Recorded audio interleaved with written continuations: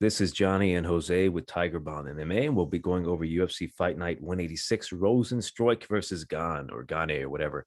We'll be going over the entire fight card, giving you our thoughts and predictions, and then yeah, we'll give you some ideas on props, parlays, and all that. I'm very excited for the main event because we see Cyril Gane coming in, a heavyweight prospect, one of the prospects that I've been keeping an eye on since the beginning, with him being training partners with Francis Ngannou. It's going to be a good matchup because he just dispatched Junior Dos Santos, and then a bit of controversy. Not the most experienced guy out there, and he's fighting Jairzinho Rozenstruik, powerful man. So we'll be going over that fight. I can't wait to discuss that one. But to begin, we'll be starting with it says it's on the main card, but I don't think it is. Dustin Jacoby versus Maxime Grisham. I like this matchup because it's like a mid tier type of fight, right? They're both what, in their late 30s, 32 for Dustin Jacoby. He looks older than what he actually is. He's a former glory kickboxer, which anyone really can be a glory kickboxer, but his striking is good. His striking is, I would say, mid level MMA tier.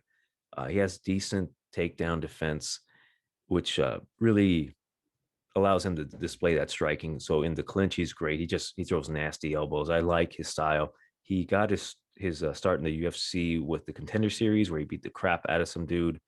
Who was it? Flores. Ty Flores. Yeah, he beat the crap out of Ty Flores so much so that he exhausted himself beating the shit out of Ty Flores. So he didn't get the finish, but he was pretty impressive. Then he knocks out Justin Ledet, which is good. I like Dustin Jacoby quite a bit. And the return, we've got Maxine Grisham, quite the opposite. I haven't been impressed by him. I will say I'll give him some slack. He came in on short notice to fight Marcin Tybura. He is a light heavyweight, but he fought at heavyweight at that time and he just got bullied around. I'll give him some slack for that because Marcin will do that to you. As for his next fight, which was against Antigulov, he got the knockout, but I still wasn't very impressed. He's a very strong guy. He's a really built guy. It's a it really comes down to if Dustin Jacoby can keep away from being clinched up against the cage and just kind of held there. I don't think. Well, I'm not going to say there's not a chance that Maxine won't knock out Dustin Jacoby, but likelihood is that Dustin Jacoby's going to start getting into that groove, landing low kicks, elbows, knees to the body if they're in the clinch. I will go with Dustin Jacoby to win this one. I will say the odds aren't out yet, are they? No, they're not out yet. We're doing this pretty damn early. But I will go Dustin Jacoby to get this one. I would say second round knockout. As long as he can avoid getting clinched up, I think he's got this one pretty easily. I agree. I'm actually going with. I initially thought, or actually, upon first hearing of this fight, I initially pictured Maxine knocking out Dustin. But the more I thought about it, and the more I kind of pictured the fight in my head, I do think Dustin's going to be able to piece up Maxim over the 3 rounds. I think he's actually going to get this. I'm actually going with Dustin by decision, and the reason for that, I think he's going to have better volume, better footwork because Maxim isn't one of those.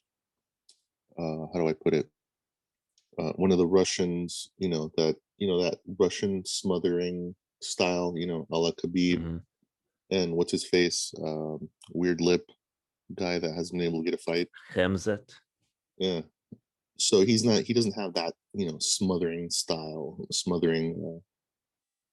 So short of Dustin coming in here and taking this fight lightly, not having trained, not having, not coming in with, the necessary game plan to avoid Maxim's power.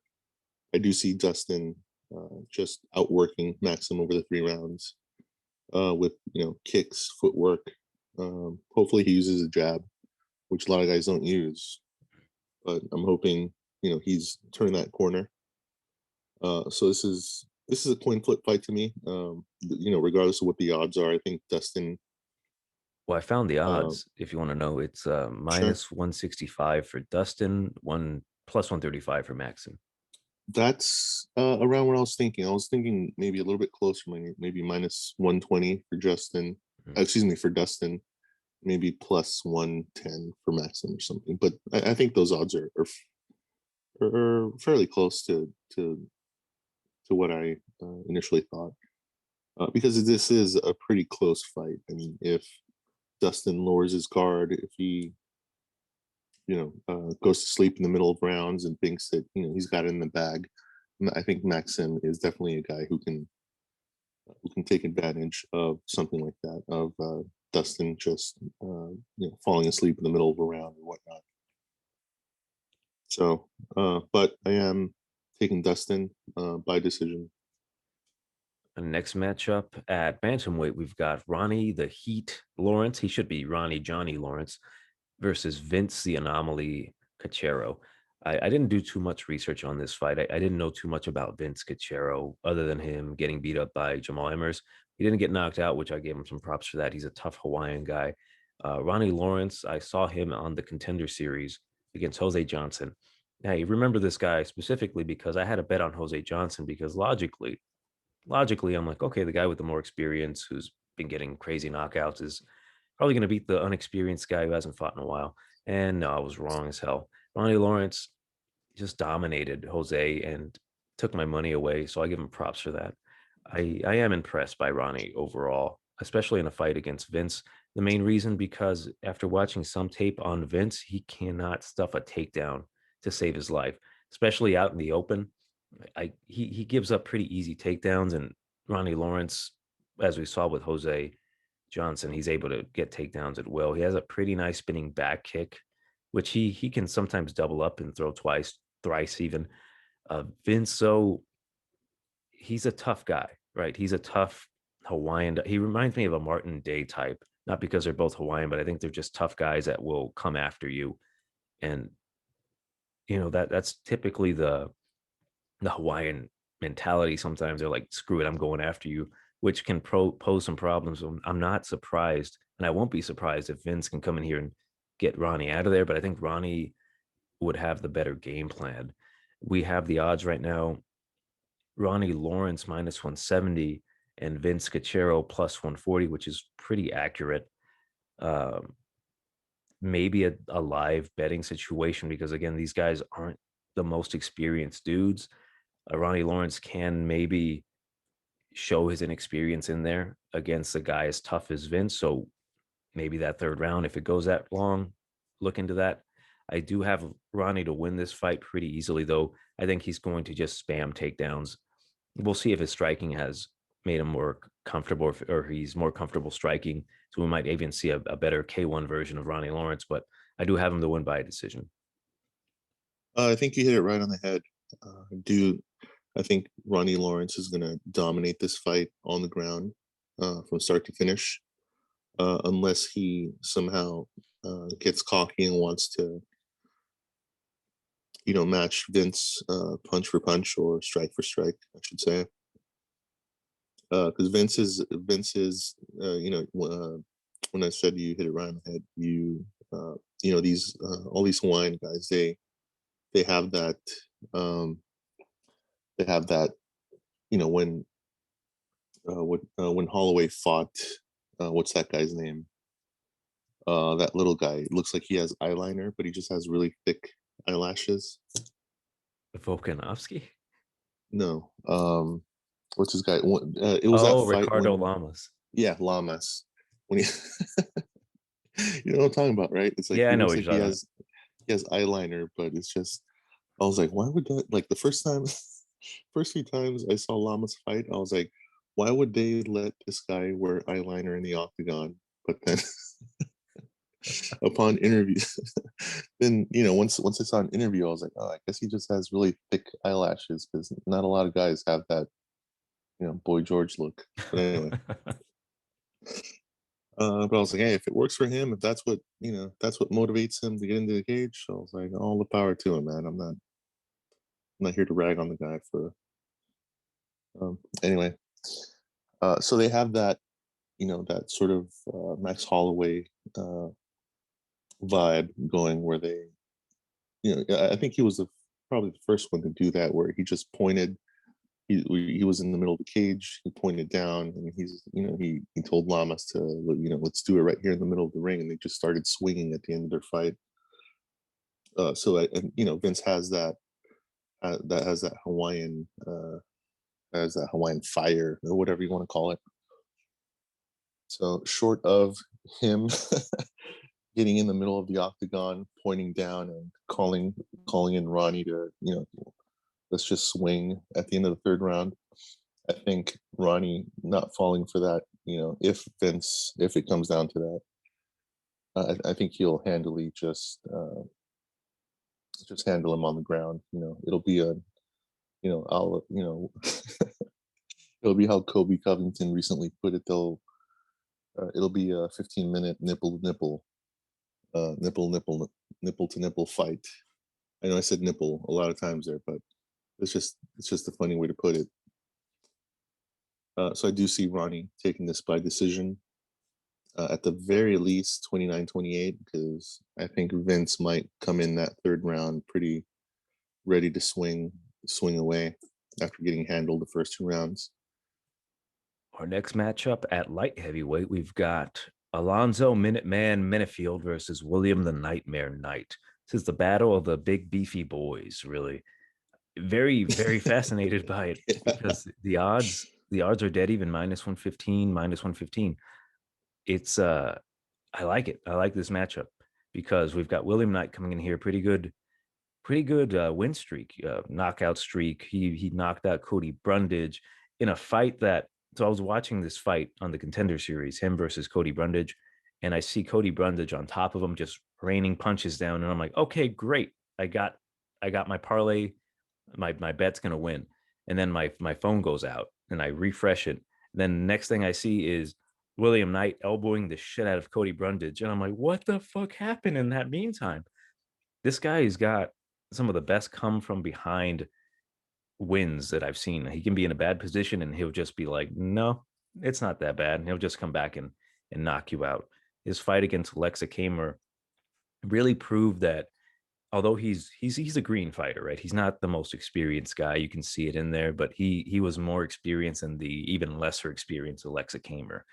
As for Alonzo Menifield, I've got my criticisms about him. He's lost some fights that he absolutely should not have lost. His fight against Devin Clark, he I don't know. It was a weird mental thing because he looked good. He was beating him up against the cage, and then he just stopped throwing punches and he stopped fighting and he just got kneed to oblivion in the clinch.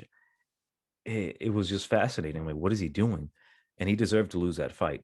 Like, he was a huge favorite.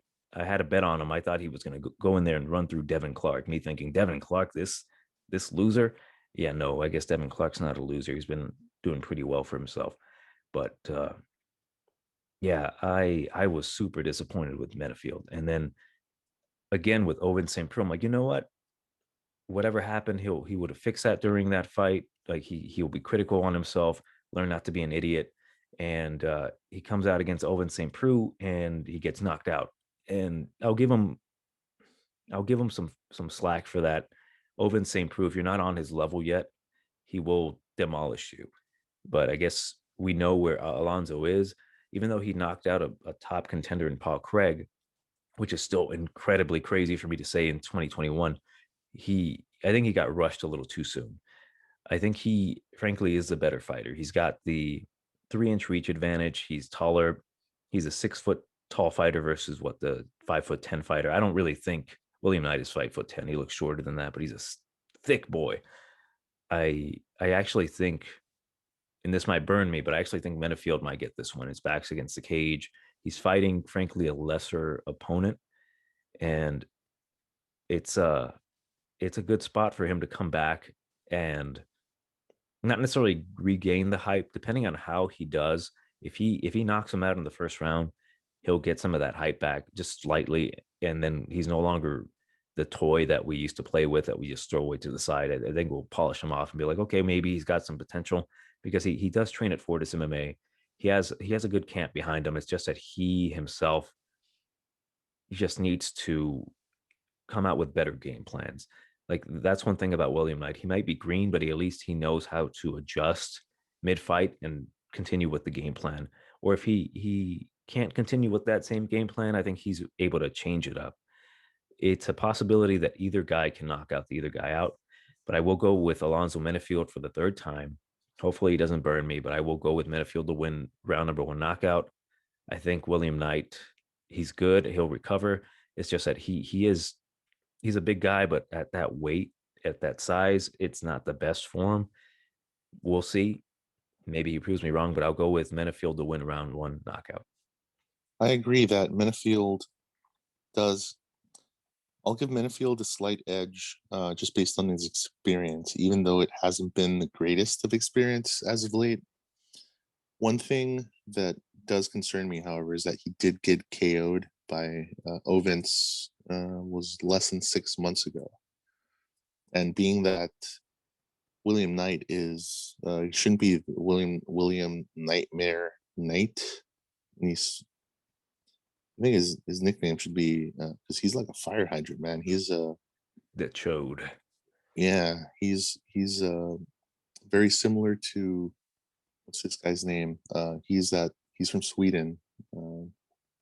He looks a little. I thought he was Latifi. Arabian. Latifi. There you go. It was like from Saudi Arabia or something at first, but anyway. Yeah. So he reminds me a lot of Latifi in that he's just like a fire hydrant with MMA gloves in there. He's a pretty thick guy, and he has I don't know if he has crazy power, but he does have power in his hands, which he showed against Alexa Kamer in his previous fight with Cody Brundage, who he knocked out. But I think stylistically, Alonzo Menifield does have what it takes to piece him up over 3 rounds. However, what concerns me is what you previously mentioned in his fight against Devin Clark. He just kind of, I don't know if he quit or if he got exhausted or what the case was, but he could have won that fight. And I actually had him winning against Ovens as well, but he got caught by a hook, fortunately, got KO'd. So that is concerning. I don't want to say this guy's a quitter, but I don't have the utmost confidence in him or this fight. My gut is saying go with Knight, but my brain is telling me go with Alonzo, 3rd time's charm.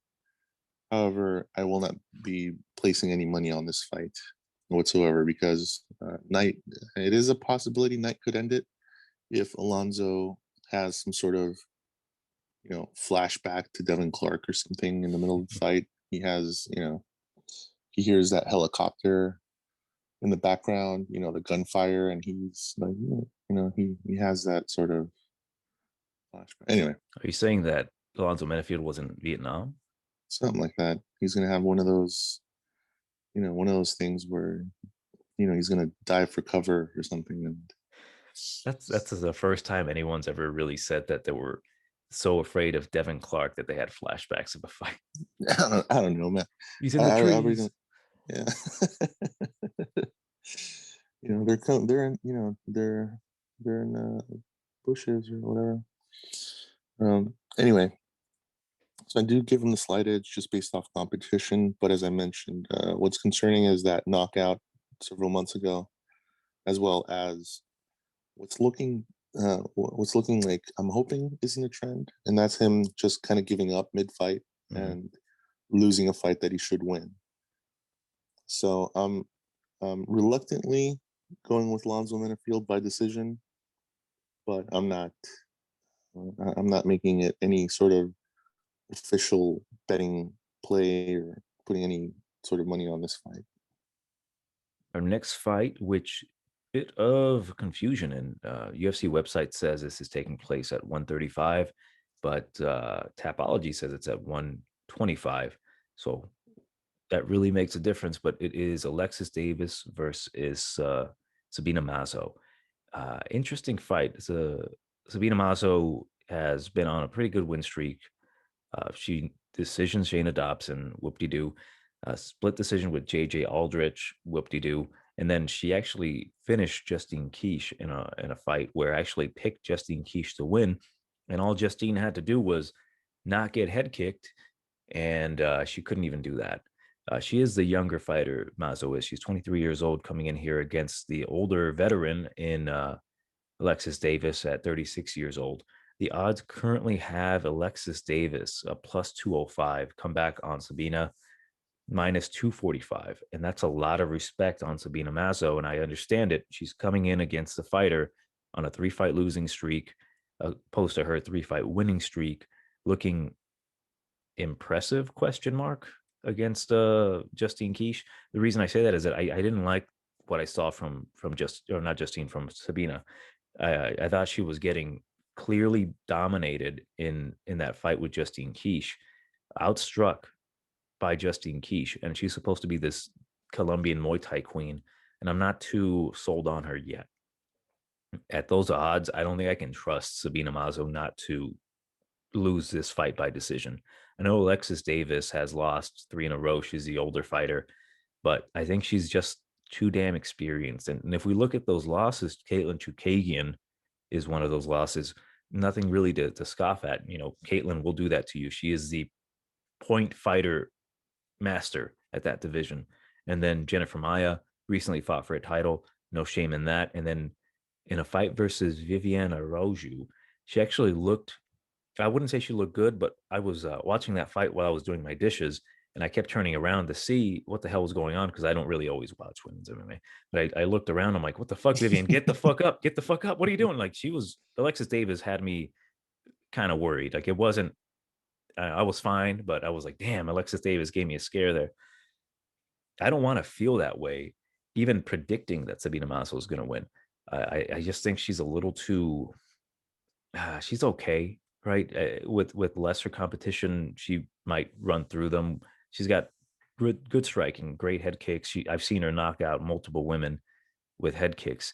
It's just that I don't I don't feel comfortable going with her yet. I think she needs to grow up a little bit more. She needs to come into her prime. She's just 23 years old. I see her taking some losses, especially to more experienced women like Alexis Davis. At those odds, I might actually take a shot on Alexis Davis. I will pick her to win by decision. I would not be surprised, though, if Sabina Mazo comes in here and just runs through Alexis. But women's MMA, you can't really expect these things. So I will go with Alexis to get the upset by a decision, maybe even a submission later in the rounds because, again, Sabina's not the most experienced girl. But yeah, I'll go with Alexis Davis to win by decision. This is a fight that I am not looking forward to. This is one of those bathroom break fights. So if you have too many, spicy chili, spicy hot wings, or too many, you overdid it with the jalapenos and the nachos, this is definitely the time that you want to take to relieve yourself so that you can get back to watch, fights that are worth your time. Um, I am not very high on Alexis Davis. I think when I think of Alexis Davis, I think back to when she got handled by Ronda Rousey in however many seconds she got flipped, and then 12 seconds or something. yeah, she got flipped, and then a few rabbit punches, and she was out like a light. So that's what I think of Alexis Davis. She's on a 3-fight losing streak. She lost to Chukagi and Maya and Araujo in that order. Within the last is it what 2 3 years? She hasn't fought in over a year. Year is it what over a year and a half now? When she last lost to Viviane Araujo, and she is 36 years old. And while that doesn't necessarily, to say to discount her and her skills and whatnot, she is 36 years old in a pretty, I don't want to say it mirrors the men's 125-pound division or, the lighter weight divisions for men, but she is, I don't know. I don't know. I just don't really see her coming in the kind of shape that she needs to keep up with Sabina. And while Sabina isn't, that isn't to say I'm necessarily impressed with Sabina herself, even though she did just come off a submission win 5 months ago.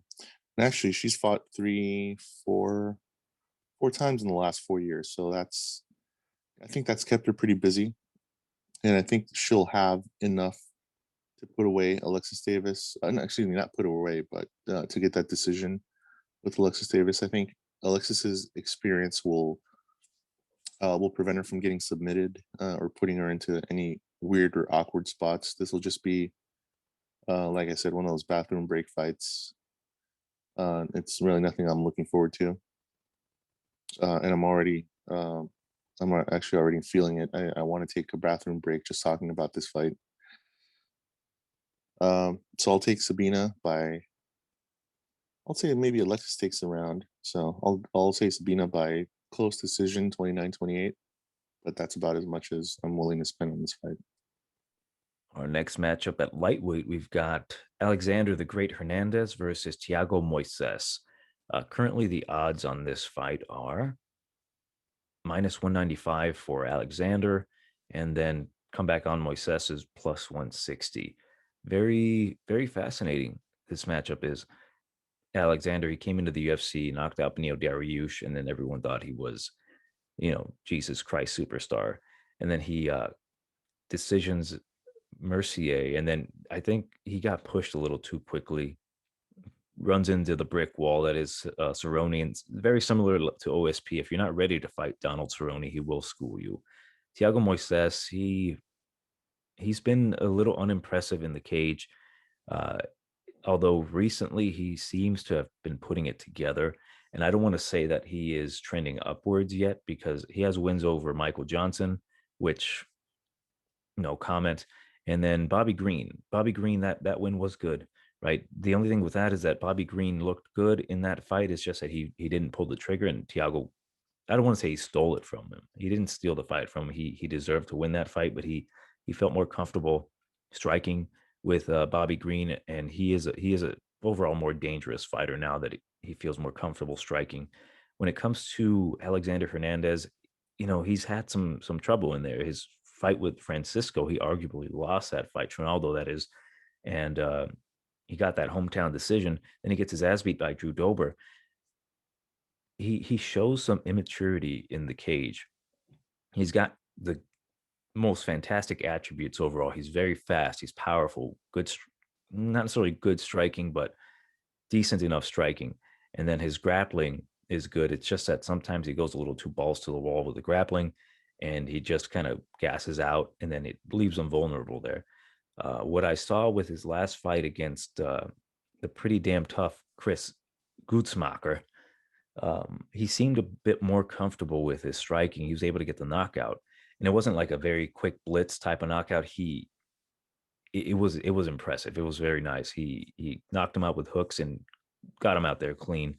He is training with Factory X now, and I'd like to. I'm going to be watching this fight closely. I want to see where these guys go. They're both relatively young.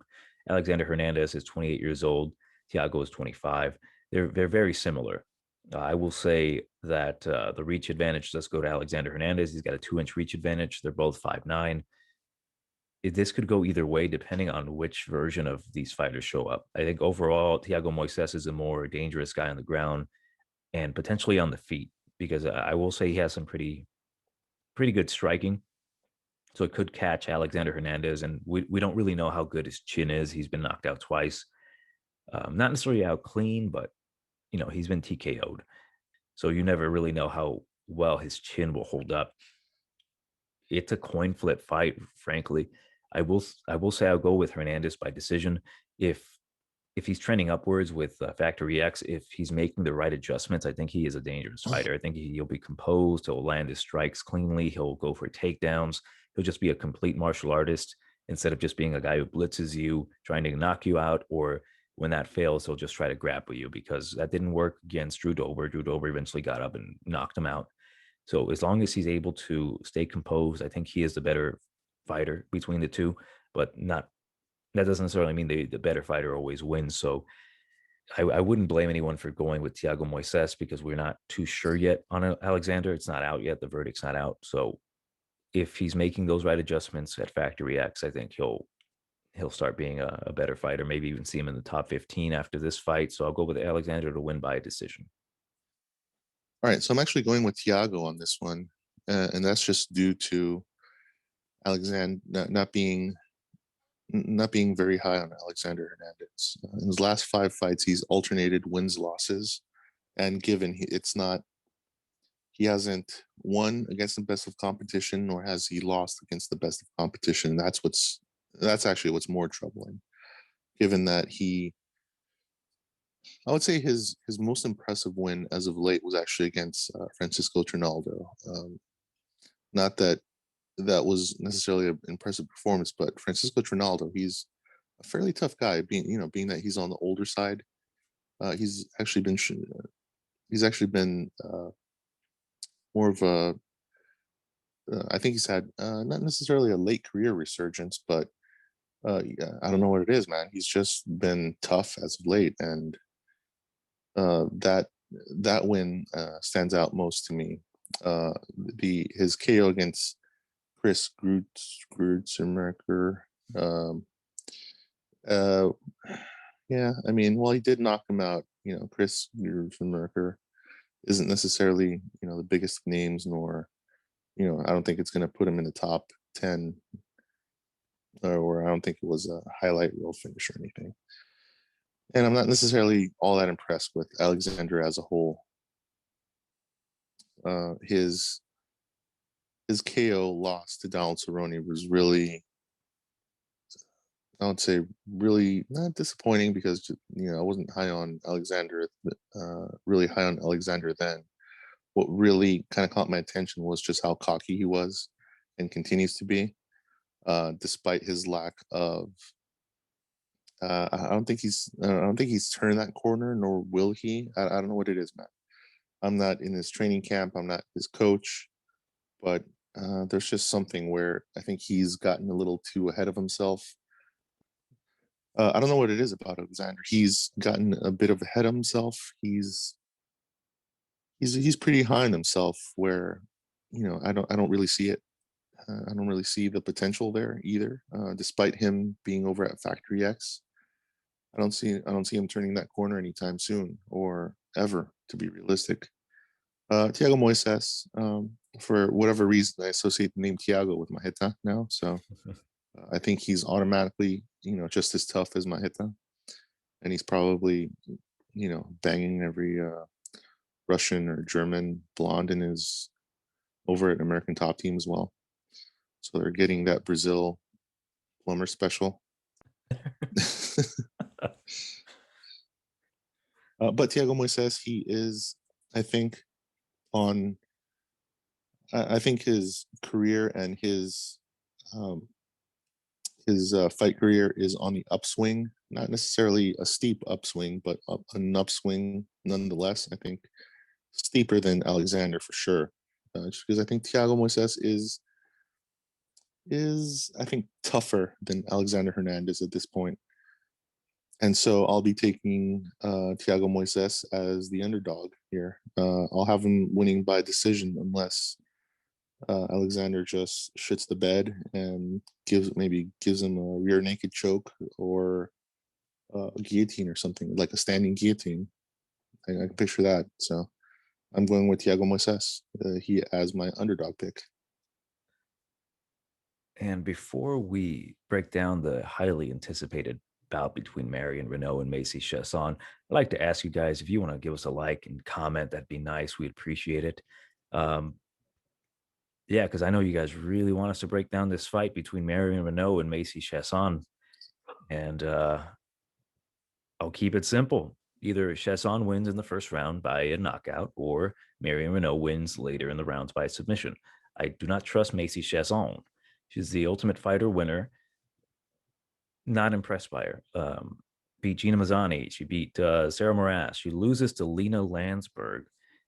Lena Landsberg isn't a pushover, but she got exposed in the clinch. She didn't know what the hell she was doing in the clinch. If she can't take you down, she's kind of like a puppy dog looking at you like, what did I do wrong? As there's piss all over him.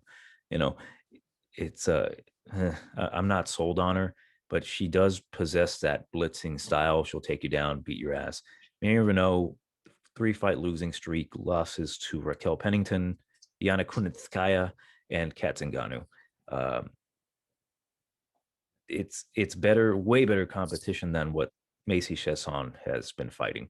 And you know, I'm not taking a shot on either of these two. I will just say Macy Chaisson wins first round knockout. I wouldn't be surprised if she gasses out. Can't finish Marion Reneau. Marion Reneau's got some really good grappling, really good jiu-jitsu off of her back. I can easily see her submitting Macy Chaisson. But no, screw it. I'll go Macy to win round number 1 knockout. I'm actually going with Macy Chaisson, just because I think she has the cooler hairstyle, and I think that will be her path to victory. I really could, this is so I'll take Macy Chaisson. Actually, her name rolls off the tongue, so I think that's pretty cool too. Macy Chaisson. Chaisson. But she has a pretty cool hairstyle. Pretty jealous of it. She is younger at 43 years old. Marion Reneau isn't. I don't know, man. I think she's 10 years past when she should be doing this. She's lost to Raquel Pennington, Yana Kunitskaya, and Kat Zingano, man. Kat flippin' Zingano. She beat the lesser McMahon, Sarah McMahon. Opposed to who's a superior McMahon, Vince? No, Stephanie, man. No, man. Stephanie's gone toe to toe with the best of them. I think she beat, didn't she beat, what's her name? Hot Canadian chick, hot Canadian blonde. She's pretty Trish. stacked. Trish Stratus, yeah. She almost beat Ronda Rousey. You got a point. Yeah, she's gone toe to toe with the best of them, man. So yeah, she beat the lesser McMahon there. Whereas Macy Chaisson, she did beat Shayna Young, but and I disagree. I think Lena Landsberg is the definition of a pushover or whatever, because she got pushed over by, I think, Yana Kunitskaya. Mm-hmm. That's what she does. Yeah, and she got dominated by the lesser McMahon, Sarah. So yeah, I guess you got a point. Yeah, man, she is the definition of a pushover. So that loss does not look good whatsoever. But yeah, this is not a fight I'd worry about bet any money on, or just yeah. I'm not worrying. I'm not. I suggest we just move on, man. I don't want to. Next up at featherweight, we've got Alex Bruce Leroy Caceras versus Kevin the hard-hitting hillbilly Croom. I like this matchup because it's a very unknown matchup between these two.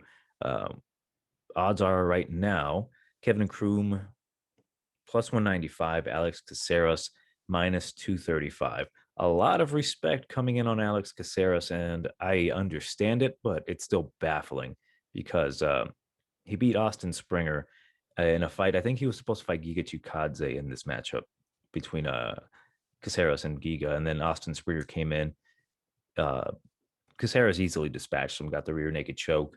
Chase Hooper, I actually predicted Caceras to beat Chase Hooper, and he did exactly what I thought he would do. Just use his movement, get out of the way, avoid any submissions. But we've seen how bad Chase Hooper can be. I give him props for trying and getting better, but no, I'm not too impressed. And then he beat Ocho Peterson, like whatever. As for Kevin Croom, a lot of question marks with him because he comes in here and he beats Roosevelt Roberts in a fight that no one expected him to do well in. Everyone expected Roberts to just jab him to death and then eventually beat his ass on the ground or something. But he hits him, gets him in a nasty standing guillotine choke and chokes him out, although he did get that turned over into a no contest because he had marijuana in his system. He still did that. It was incredible. I saw a lot of his tape, and he tends to do that quite a bit. Like it's part of his repertoire. He hits you with that overhand right, stumbles you, and then snatches that guillotine. And it's pretty nasty.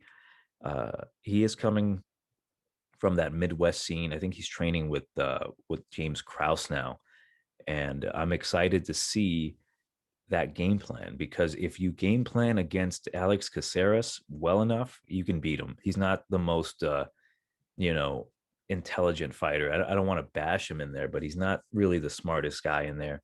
His fight IQ is is questionable at best because he's a good fighter. He just makes some mistakes in there. As for Kevin Croom, again, I don't know too much about the guy. All I know is that he's training with some good guys at MMA Power and Glory, and I actually think there's a possibility that with James Krause in his corner, they're working on a pretty good game plan to beat Alex Caceras because we know what he can do. Alex is a really good striker, very fluid, really good at mixing things up. It's just that sometimes he can get dominated, right? His last loss was against Kron Gracie, which was a choke. We've seen him get knocked out.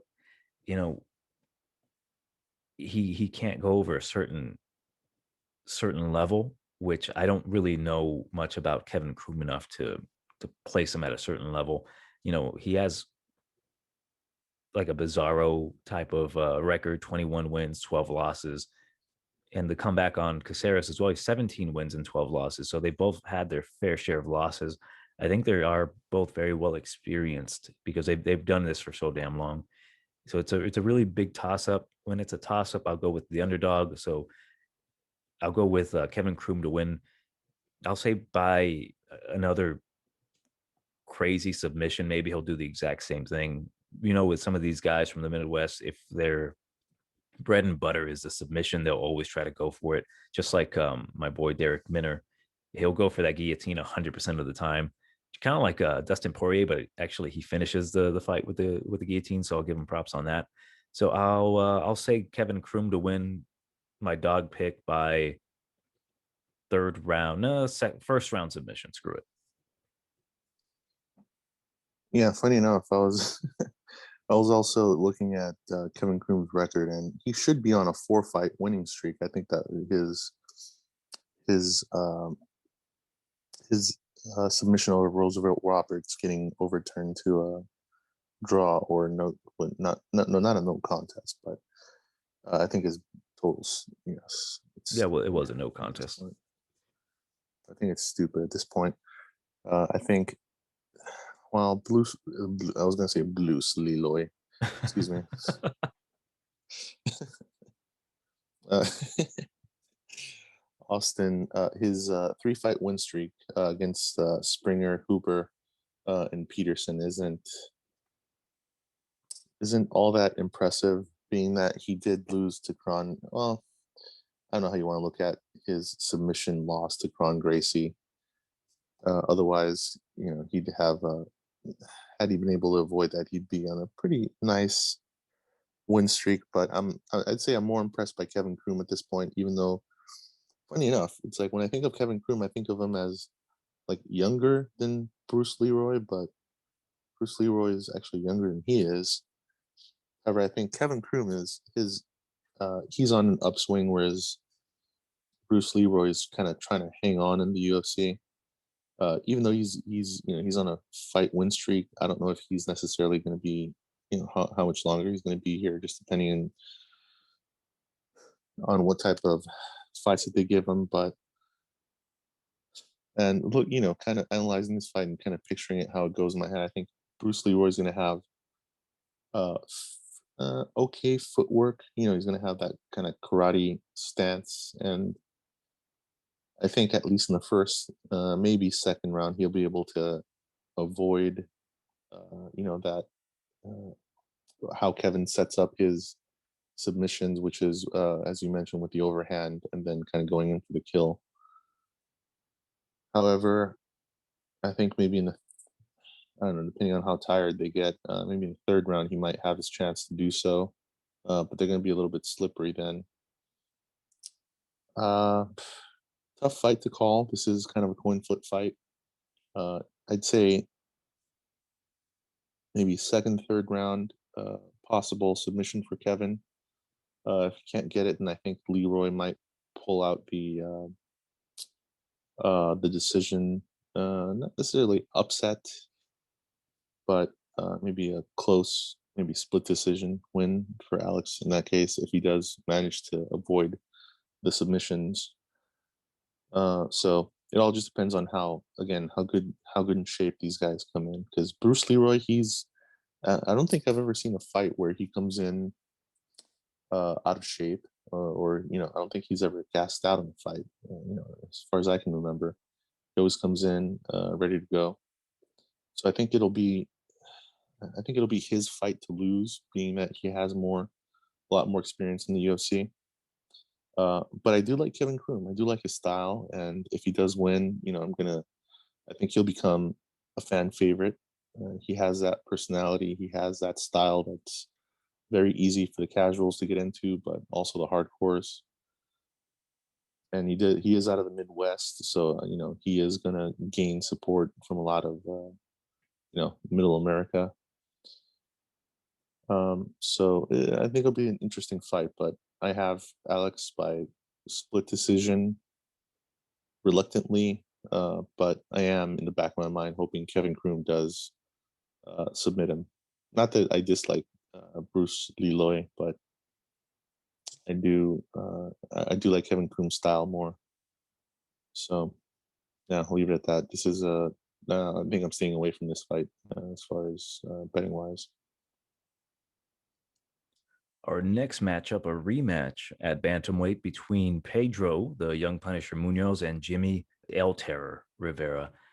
I like this matchup really because rematch again. I think Jimmy won the first matchup, and we'll get to see where these guys line up in the division. At bantamweight, things aren't 100% clear. We've got a path, but we don't really know what comes after that. So we know that Peter Yan is the champion, and that Aljamain Sterling is fighting for the championship. And then more than likely, as long as nothing crazy happens, Corey Sandhagen's going to fight the winner of those two. But who comes after that? And with Pedro Munhoz, his last loss was against Frankie Edgar, split decision. I won't go too much into that, but Frankie Edgar clearly won that fight.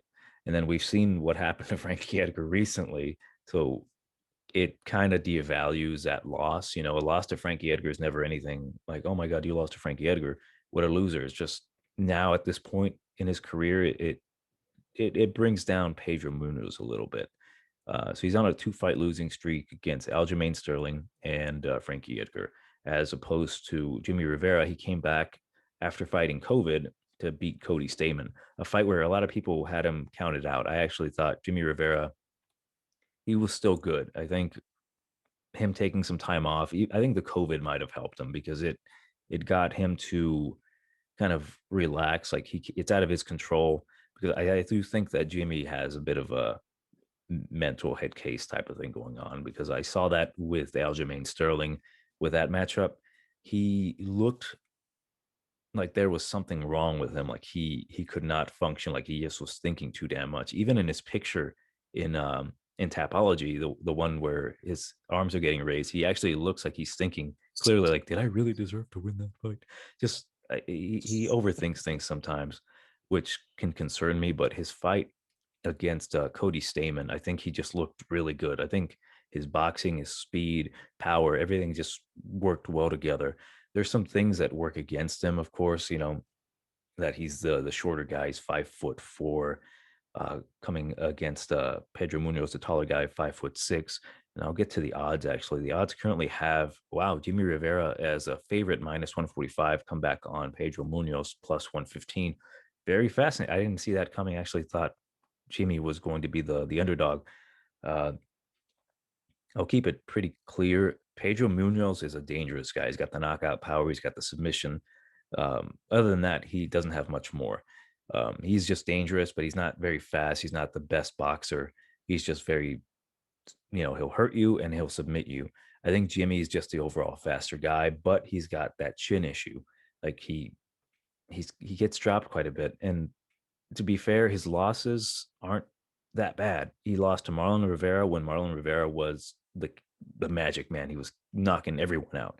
Then he lost to Aljamain Sterling fighting for the belt, and now he also lost to Peter Yan, who is the champion, destroying all people in his past. So I don't fault him for that. The fact that he didn't get knocked out by Peter Yan puts him a little higher in my list. That win against Cody Stamen, very impressive. I think he just looked better. I think he just worked things out for him. I will go with Jimmy Rivera to win this fight again. I think he'll just be the faster guy and then just outpoint Pedro Munhoz. to put him back in the win column. But no, I'll go with Jimmy Rivera to win by decision. Yeah, I was looking at Pedro's nickname. I think I think he's hit the point where he can remove the young part from his nickname. Should just be the Punisher or Punisher Munhoz. But I do have Jimmy winning as well. I am higher on Jimmy at this point in his career, even though his last 3 losses were to. For some reason, I just keep picturing Marlon Moraes in a cape and top hat with a wand, doing magic tricks, and with his high pitched voice, I don't know, man. It's that I cannot shake that image. Either that or him with somebody else in a white tiger, performing in Vegas. Anyway, his last 3 losses were to El Mágico, Aljamain, and the current champ Peter Yan. So that's nothing to scoff at. He did beat John Dodson, which is the greatest of victories. But John is, he's a pretty squirrely guy, man. He's in there. He's got power. He's quick. He'll flip. He does stuff in there, so not bad. But he did beat Cody Stamann.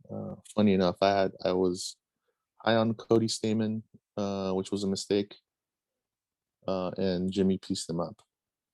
And on the other side, Pedro Munhoz, he did come off, as you mentioned, that split decision loss to Frankie Edgar. I think he got robbed, and I only say that because I think I got robbed because I had Pedro Munhoz in that fight, so I got robbed as well.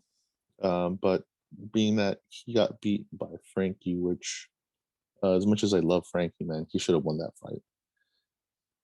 But he just let Frankie dance around, piece him up, for 5 rounds, and that was just a stupid, his dumbest fight to date. And while Jimmy doesn't have Frankie's footwork, I think he has enough footwork to do the same to Pedro.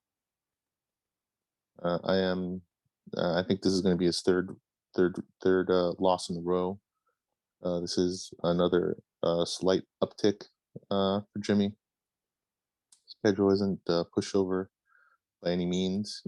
As you mentioned, he's not the quickest, or the, he's not like. He isn't necessarily John Dodson or anything, in terms of how quick his footwork is and whatnot.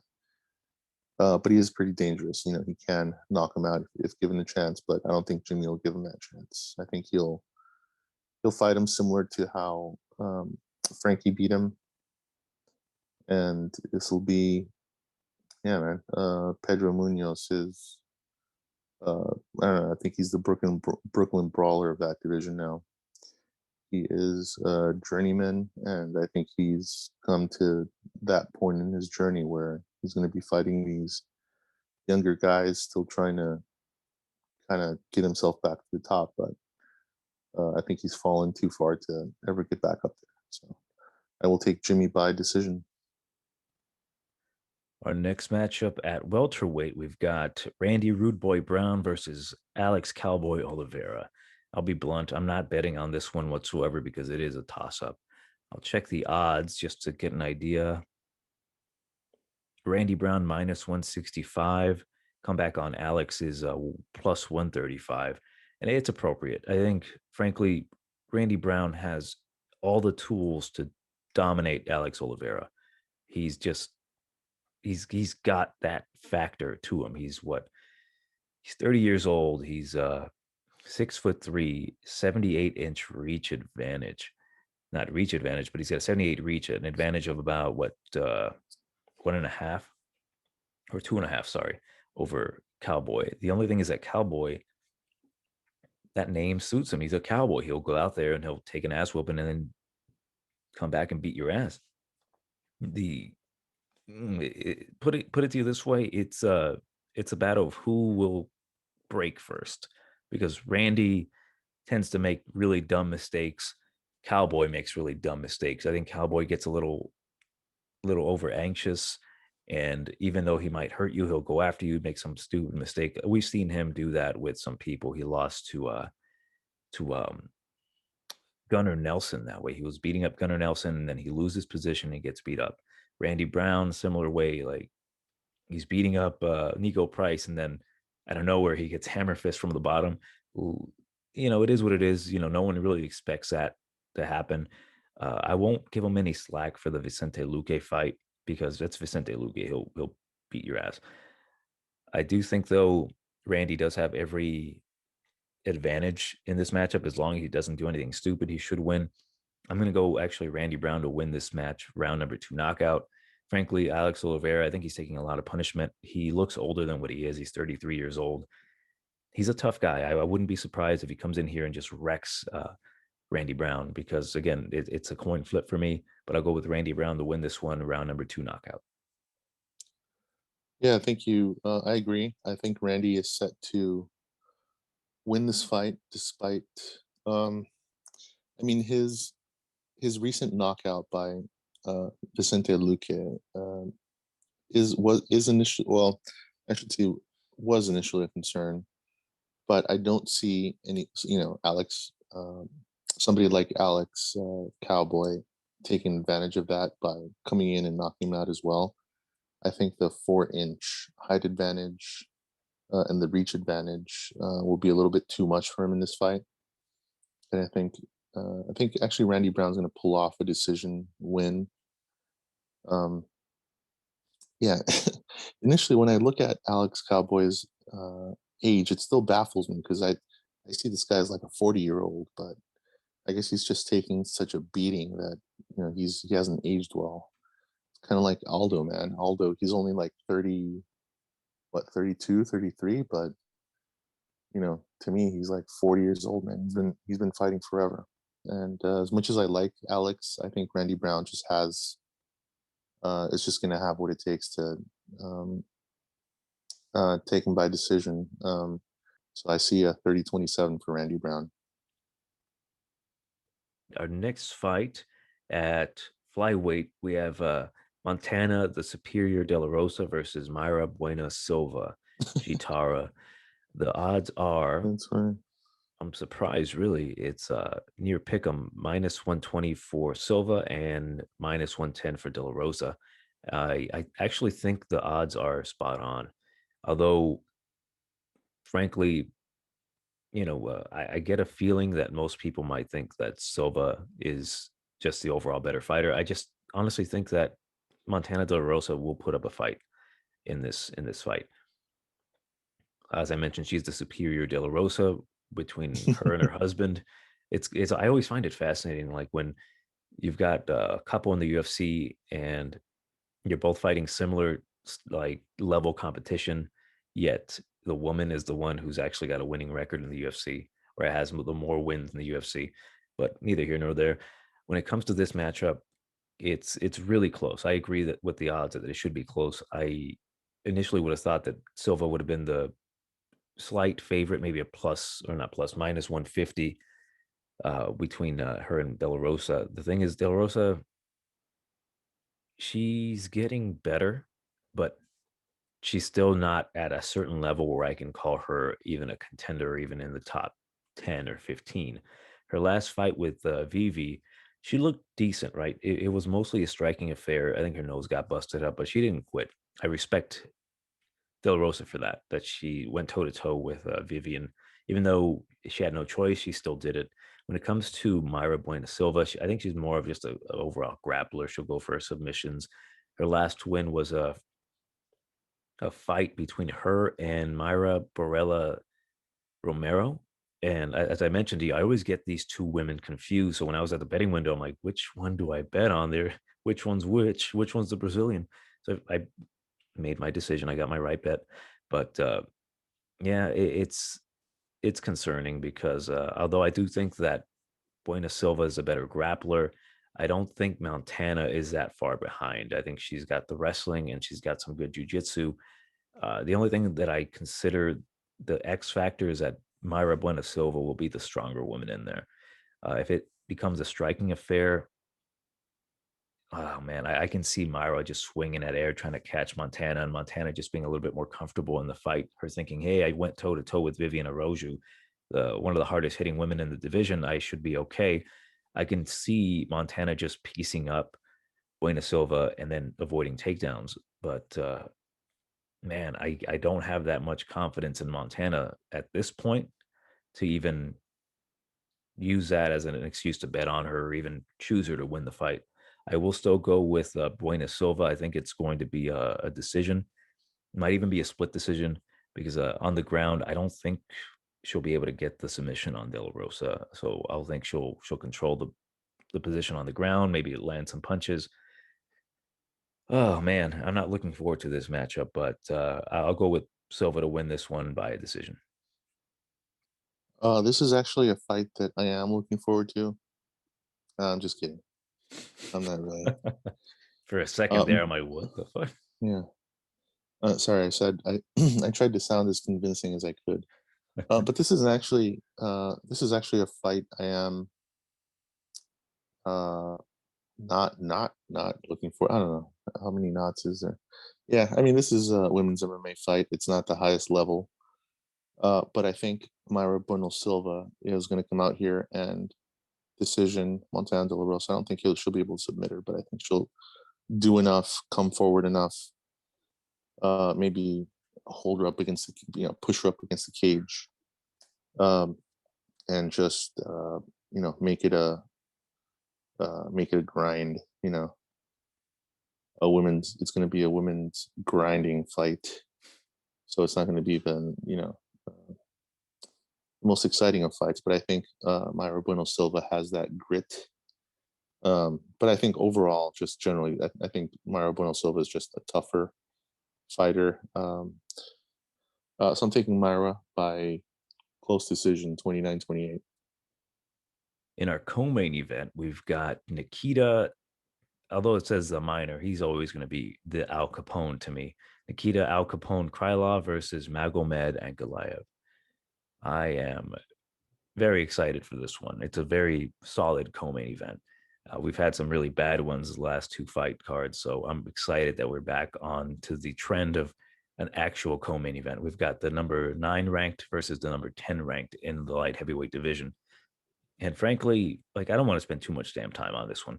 Ankalaev has been just incredible as of late. We know what happened. We're not going to discuss what happened, but it happened. But since it happened, he's been on a tear. He's just been so damn good. His last fight, he knocked out Kutalaba so many times. And although that one fight with Kutalaba where he pretended to be an idiot, I don't believe that at all. I think he hit Kutalaba so damn hard that he made him temporarily heat-hearted. And he's like, it's a good idea to pretend to be hurt, even though he's actually hurt. So screw that shit. I don't like when people play that game. Then he put the nail in the coffin the last time. He knocked him out cold. So I've been really impressed with Magomed. I think he's got the superior skill set. Nikita, I like Nikita. I've been a fan of his since he first came into the UFC. He's had to go away and come back sometimes, but he's just progressed. Concerning with him is that his fight with Johnny Walker, uh, he dominated Johnny Walker, but there were some moments in there where he let Johnny Walker on top of him, and by the sheer grace of God that Johnny Walker is an idiot, he was able to get him off of full mount because Johnny Walker, we know what Johnny Walker is. He's just a, I don't know, man. He's a bumbling buffoon that can knock you out. As much as I like Johnny Walker, he's exposed himself. But those moments are concern me. If Magomed gets on top of Nikita Krylov, it's game over for Nikita Krylov. So, with him allowing those positions from a guy like Johnny Walker, it's concerning. I just think that Magomed, he's just too damn smooth. He's just really good. I know Krylov's got the karate background and he's been improving in his grappling. His grappling is really good. I just think Magomed overall, he's the faster guy. And I think he'll find that knockout. I think he'll actually get Nikita out of there. Round number one, if not round number one, I would say early round number 2. So I'm gonna go with Nikita Krylov, not Nikita Krylov, hell no. Ankalaev to win. Forgot the odds. The odds are appropriate, -120, or sorry, -320. I need my glasses for Ankalaev, and come back on Krylov +260. Yeah, I think they're very appropriate with what we've seen from Ankalaev. Very appropriate. Again, Ankalaev to win this one, round number 1 knockout. I disagree with the odds. I think the odds should be reversed. I think they should be -400 for Nikita and like +350 for Magomed. And I say that just because I am going to bet on Magomed, and I'd like that +300 come back on him. But unfortunately, that isn't the case. Magomed is a beast. He is, one of he actually is a lot closer to, that Russian smothering style, except that he's got power, man. He has got dynamite in those hands. He's got Russian dynamite, or whatever they use in Russia, Molotov cocktails or whatever. He's got Molotov cocktails in his hands, man, which can explode at any time. And his feet as well. I think didn't he head kick? What's his face? Kutalaba? Yeah, Neo Kutalaba. Yeah, he head kicked him a couple times. That's when he pretended to be rocked. Yeah. And yeah, he head kicked him. He knocked him out with a head kick. Let's go with that. Yeah, man. He should if Kutalaba isn't his nickname Neo or something, right? No, that's No? someone commented that he was Neo because he was acting all, whatever. Oh, okay. Well, I was gonna say if Eon is Neo, then Magomed should be Agent Smith. He should be nicknamed Magomed Agent Smith Ankalaev because he took Neo to school, man. But I am very high on Ankalaev. Not that he's untouchable or indestructible, but like I said, he's got those Molotov cocktails for hands. And I'm not, as much as I like Nikita Krylov, I don't think I think he's going to get his ass knocked out for sure. If not knocked out, he's going to get his ass beat badly, either on the ground or by ground and pound, or just pieced up on his feet, man. Because if he allowed Johnny Walker to climb on him like a retarded koala, Ankalaev, if he gets that chance, he's gonna smother him and feed him several Molotov cocktails to the face. I see Nikita getting dominated. He almost got dominated by Johnny Walker, and we've seen what's become of Johnny Walker as of late. And Magomed is no Johnny Walker in any sense of the word. And I think Magomed prays to his God that he isn't Johnny Walker. And he gives thanks to his God that he never will be Johnny Walker. Magomed by decision, but you might want to sprinkle maybe a little bit on that KO TKO prop. Wouldn't hurt. In our main event, we've got Jairzinho, Biggie Boy Rozenstruik versus Cyril Bongamin Gane. I'll call him Gane. That's what I've been calling him. This matchup, I can go on and on about this matchup. I actually, when thinking about it, I'm like, what am I going to say? I'm like, I can literally go for 30 minutes alone on this matchup because it's so intriguing, because the ins and out of everything is just fascinating. Because frankly, just to get it out of the way, I think Cyril Gane is one of the best prospects at heavyweight at this moment. With that, he's just really good striking. He's really good with his cardio management, his strike selection, his grappling is improved. He's rounding himself out in such a way that I've never really seen a heavyweight like this, because generally when you think of the heavyweights, you think of someone like Rozenstruik, a bigger guy, he'll knock you out in one punch, but he seems to have a mixture of everything Gane does. He has the kickboxing experience, and we've seen that. He got a knockout with an elbow against Junior Dos Santos, and I love Junior, but he was bitching about that knockout. It wasn't illegal, it was clean. He beats Tanner Bozer, he beats Dontel Mays. He's beating lesser competition, but he is beating them, right? He's beating them in such a way that you're surprised. He's getting submissions on dudes that for a heavyweight, you wouldn't expect him to go for arm triangles and then a heel hook on Dontel Mays. He just went for it. He didn't have to go for that heel hook. He just said, fuck it, I'm going to get the heel hook, and he got it. He's 30 years old. He's got the reach advantage. He's got an 83-inch reach against Rozenstruik, which is 78. It's a 5-round fight. And I bring that up because it does concern me, because I think we all have the same opinion. Gane's just a better fighter overall, right? The only thing that he's lacking is the knockout power. He's a strong guy, but I cannot picture Cyril Gane knocking out Rozenstruik. I've seen Rozenstruik eat clean punches from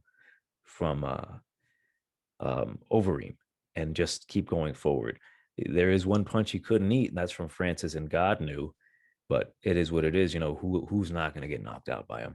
The odds currently are Rozenstruik plus 215. The comeback on Gane is minus 275. It's a fascinating matchup because as much as I like Cyril Gane, I am concerned because I can see him easily just prancing around, landing his distance kicks and punches and just timing everything correctly for 3 rounds. But when it comes to a 5-round fight, it just poses more danger because Rozenstruik, I don't think he's going to mind getting punched in the face because he's a very good striker.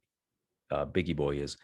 His fight with Ngannou, although he got knocked out viciously, he was it sucks to see he was beating uh Ngannou to the punch every time. He was landing a nice combination, low kick, hook, another kick, hook. It's just like, damn, he looked like the incredibly better striker, and he is. It's just that when you get hit that damn hard with just one punch, it's lights out. And that's always been Francis's game. He could literally be getting outstruck the entire fight. And by entire fight, I mean the first 30 seconds of a fight, and then just lands that one, and that's it. They both recently have wins over Junior Dos Santos. Junior was actually beating Jared. I can't pronounce Jairzinho, Biggie Boy. He was beating him up for the first few rounds until he got the knockout, which has always been a concern for me when it comes to Rozenstruik. He was getting dominated by Alistair Overeem, then he explodes his face in the last second of the round. I actually had Rozenstruik to win that one by a knockout, and I was literally like getting ready to rip up my ticket because I'm like, oh, this guy got dominated for 5 rounds, and then 10 seconds later he comes back and then he just knocks him out. So that's always a concern when it comes to Gane and Rozenstruik, because Gane could be winning this matchup easily, mixing up his strikes, his takedowns, and Rozenstruik can just come back and knock him out. He's that dangerous of a guy, and considering that Gane isn't really known to be the most powerful puncher, it's a very very good matchup. I think Gane is a smarter guy than that. I think he knows how to game plan. I think he's just so damn good and technical that I think he will be mixing up takedowns and actually looking for a submission. Rozenstruik, he's been taken down before, and I think he can be controlled. We've seen that with Overeem. I'm actually going to go with Cyril Gane to get a submission win over Rozenstruik. I think he has to do it within the first 3 rounds. Past the later rounds, I will be concerned. Not to say that Gane can't go all 5 rounds and dominate, because I can see that happening. It's just that I'm worried for his consciousness. We don't really know how good his chin is because he's been so dominant in the UFC. He's not really been fighting the most high caliber competition. Although Junior Dos Santos he's a good fighter still. It's just that he's not anywhere near the same level. Oh man, I'm looking forward to this one. But yeah, I'll go with Gane to win this one. Within the first 3 rounds, I will be picking him to go by submission. That, in my opinion, is the best way to go for him to get a submission over Rozenstruik. Take him down, maybe work a choke or maybe an arm triangle. Yeah, I'll go with Gane to win by submission. I'm actually going to be picking that prop as well. I'm also pretty, this card in general, I think is one of the cards that I'm, at least this year so far, like the card in its entirety, I want to catch it from beginning to end. Despite any women's MMA matches that that were that are kind of being shoved down our throats. Um, and I think the card in general, this being the cherry on top, is just a fascinating fight. And this is, I couldn't ask for a better stylistic matchup because both of these guys, they're dominant on their feet. But the X factor, the X factor for each guy is a little bit different in that Jair's style is more, striking heavy. He's more of a power puncher. His kicks actually are pretty lethal as well. But his punches are what have gotten him his victories in the UFC. And he just has like freakish strength. Like he puts like so much behind his punches that that was the first scary knockout that I've seen when he just exploded Overeem's lip toward the end of the 5th round in his fight. That was pretty freaky. In real time, I was like, "What the hell? What the hell happened?" But then when they slowed it down and then showed Overeem's face toward the end of that fight, I was like, "Holy crap! This guy's got this guy's got bombs. I don't know what kind of bombs, but some really big bombs in his hands." Um, and that's pretty freaking scary. Anytime in the fight, he just throws those bricks or those. His I actually I actually think his name should be Maheta. He should take that Maheta nickname because he throws sledgehammers, man. Those are I think the scariest fists right now in MMA. I don't care what anybody says about um, what's his name, the Cameroonian Bobby Boucher. In Ghana. Yeah, he goes all Bobby Boucher and he just throws basically he just starts throwing windmill punches and they just hit because he has quick hands and he's a heavyweight, so tend to knock guys out. But he doesn't have Ngannou doesn't have any real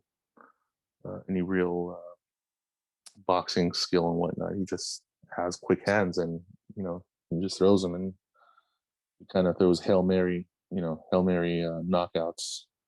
I'm really impressed by Ngannou, but Biggie Boy, I think in a rematch he'll knock the hell out of Ngannou. But Gane is another beast in himself. I think he has the better footwork. I think he has great kickboxing. I think he has actually better kickboxing than Jair. And I think while he does have power, he doesn't focus solely on knocking guys out with one punch. I think he's a lot more technical in that sense. And so I think that's what's going to make this very interesting because Jair having, the reach and height disadvantage, he's going to want to get on the inside of Cyril. But Cyril having his footwork and actually being a very smart fighter, I don't think he'll allow it. However, as the rounds go on, I think while Cyril is going to have the better cardio, Jair, he's smart enough he's going to find some way to get in there and try to get on the inside of Cyril and land that, that uh, devastating punch. Yeah, it's a toss-up fight. I mean, probably will put some money on Cyril, but there's just that thing in the back of my head that says, don't, because Jair could very well end this fight, man. It's the odds. I think the odds should be a lot closer. They're, I was hoping that they'd be in the plus minus 100 range, because if they were, then I definitely want to bet. Well, I should say at these odds, there is value on Jair, and putting money on Jair, the Jair prop by TKO is even tempting. And yeah, this is a tough one, but this is a fight I didn't expect, but when I did see that it was announced, I got pretty excited because I'm pretty high on both fighters, and they're styles. While they both may be kickboxers, they go about it a little bit differently. Cyril Gane is more of a volume fighter, and he does have that submission, that threat of submission versus Jair. He's just straight up wants to explode your brain through your head. Yeah, man, Jair is one scary dude. I don't say that about a lot of fighters, but I would not want to spar with him. So I am reluctantly taking Cyril Gane by decision, but I would maybe sprinkle a little bit on the submission prop for Cyril.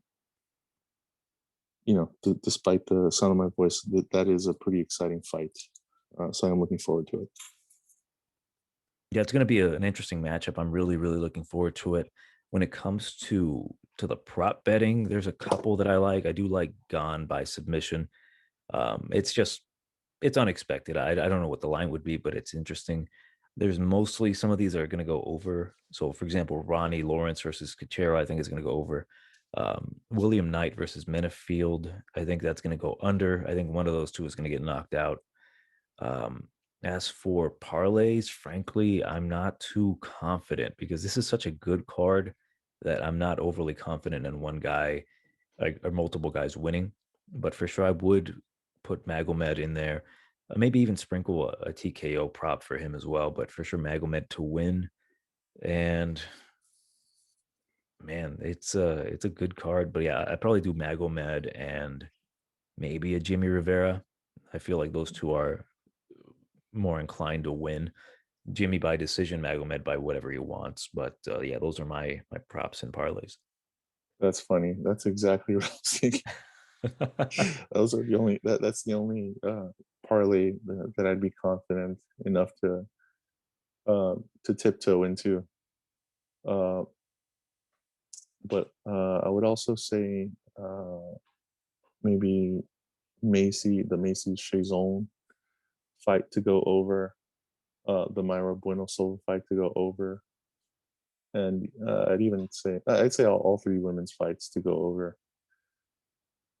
But yeah, I'm not too confident. I think the fights here are high level and close enough to where, especially the main event. The main event is I think the scariest fight to put money on because while I am, like I said, I am high on Cyril, Jair just has that, he has that bomb in his back pocket that he can just, push his brain through his head at any point.